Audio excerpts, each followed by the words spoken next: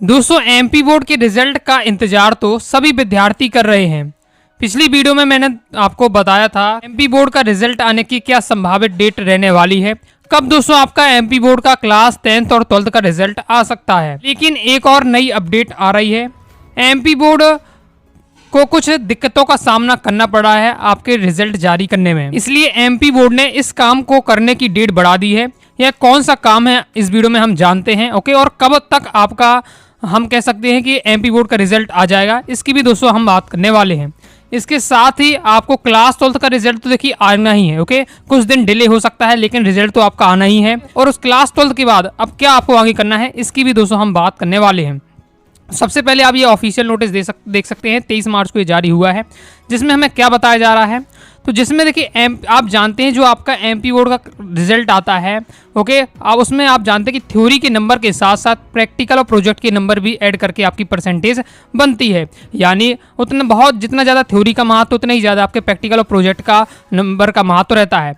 तो थ्योरी का कौन काम करता है, थ्योरी का काम रहता है थ्योरी को चेक करना रहता है एमपी बोर्ड का काम, जो कि एमपी बोर्ड कर रहा है, ओके।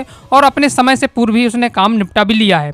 लेकिन अब जो दूसरा काम रहता है प्रैक्टिकल और प्रोजेक्ट के नंबर, वो तो जहां आप पढ़ रहे हैं स्कूल के टीचरों को आपके नंबर क्या है फीड कराने पड़ते हैं कंप्यूटर पे, ओके, ऑनलाइन फीड कराने पड़ते हैं।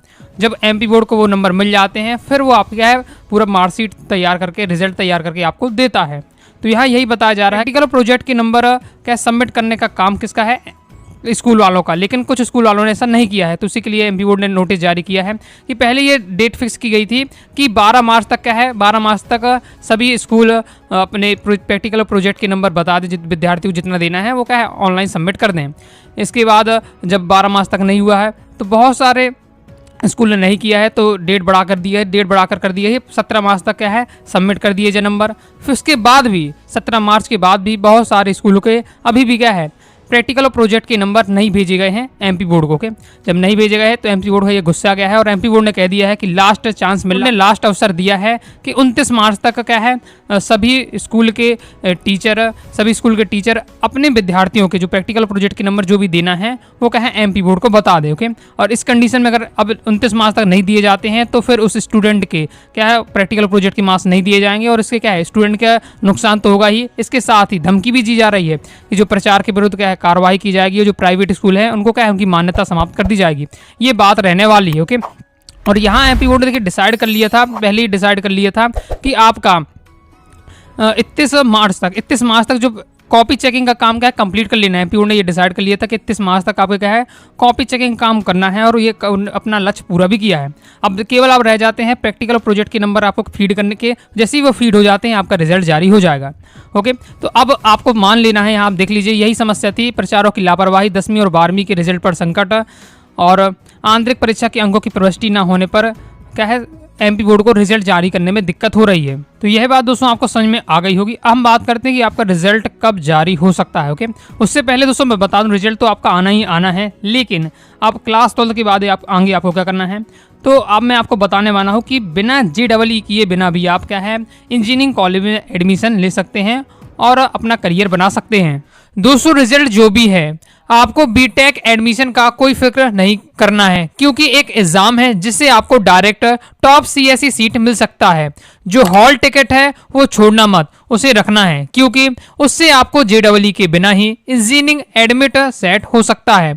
बस 11 अप्रैल से पहले जो डिस्क्रिप्शन में लिंक दी हुई है वहां से दोस्तों आपको अप्लाई करना नहीं भूलना है। ये एक बहुत ही छोटा सा एग्जाम है जिसके लिए आपको कोई भी एक्स्ट्रा प्रिपरेशन नहीं चाहिए। जो भी आपने पढ़ा है अपने बोर्ड्स के लिए या JEE के लिए वो ही काफ़ी है। इस एग्ज़ाम से आपको इंजीनियरिंग फर्स्ट ईयर की फीस में 100% तक की स्कॉलरशिप मिल सकती है, यानी पहले साल की बिल्कुल फीस आपकी माफ़ हो सकती है। ये बहुत ही लिमिटेड टाइम का ऑफर है जो NIET दे रहा है। Next way of innovation in advance technologies, इनके कैंपस तो इंडिया भर में 20 से ज़्यादा लोकेशन में है। तो आपको कहीं दूर भी जाने की ज़रूरत नहीं है। इंजीनियरिंग करने के लिए इधर आप कंप्यूटर साइंस में रोबोटिक्स, AI, डाटा साइंस जैसे स्पेशलाइजेशन कर सकते हैं। इनका करिकुलम को टॉप इंडस्ट्री एक्सपर्ट की हेल्प से डिज़ाइन किया गया है। इनका लास्ट डेट 11 अप्रैल है, तो अभी फटाफट डिस्क्रिप्शन में लिंक दी है, उससे जाकर आपको अप्लाई कर देना है। तो हम बात कर लेते हैं रिजल्ट दोस्तों आपका कब आने वाला है। तो यहाँ देखिए 31 मार्च तक एमपी बोर्ड का लक्ष्य था कॉपी चेकिंग का, जो कि एमपी बोर्ड ने कर लिया है। ओके, 31 मार्च तक एमपी बोर्ड आसानी से कर लेगा या 1-2 अप्रैल तक कर लेगा। इसके बाद रह जाता है फिर आपका जो होती है डेटा प्रोसेसिंग का काम। ओके, तो डेटा प्रोसेसिंग में लगभग पूरा एक हफ्ता का टाइम लग जाएगा। तो 7-8 अप्रैल तक वो भी हो जाएगा। तो 10 से 15 अप्रैल में आपका क्या है, 10 से 15 अप्रैल के बीचों बीच आपका एमपी बोर्ड का रिजल्ट आने की बहुत ज़्यादा चांस है। ओके, बाकी ऑफिशियल जब जानकारी आएगी, ऑफिशियल नोटिस वैसे भी जारी हो जाएगा जब रिजल्ट जारी होना होगा उसके 3-4 दिन पहले, तो वो तो मैं आपको बता ही दूंगा। साथ ही जिन विद्यार्थियों को लग रहा है कि मैं किसी विषय में फेल हो सकता हूँ या कम नंबर आएंगे, मुझे द्वितीय परीक्षा देनी है और अच्छा स्कोर करना है, तो वो विद्यार्थी अभी से ही लगातार क्या है तैयारी करते जाएँ अपनी द्वितीय परीक्षा के लिए, क्योंकि द्वितीय परीक्षा के लिए फिर आपके पास रिजल्ट आने के बाद कुछ ज़्यादा समय नहीं रह जाएगा। इसलिए अभी से लगातार आप क्या है, अगर द्वितीय परीक्षा देने का आपने डिसाइड कर लिया है तो उस विषय की आप क्या है तैयारी करते जाइएगा। बाकी रिजल्ट से संबंधित जब ऑफिशियल नोटिस आएगा तो मैं तो आपको जानकारी दे ही दूंगा। तो वीडियो पसंद है तो लाइक करके सब्सक्राइब जरूर कर दीजिएगा, और कोई दोस्तों डाउट आता है तो कमेंट बॉक्स में आप जरूर पूछ लीजिएगा। मिलते हैं नेक्स्ट वीडियो में, तब तक के लिए बाय बाय।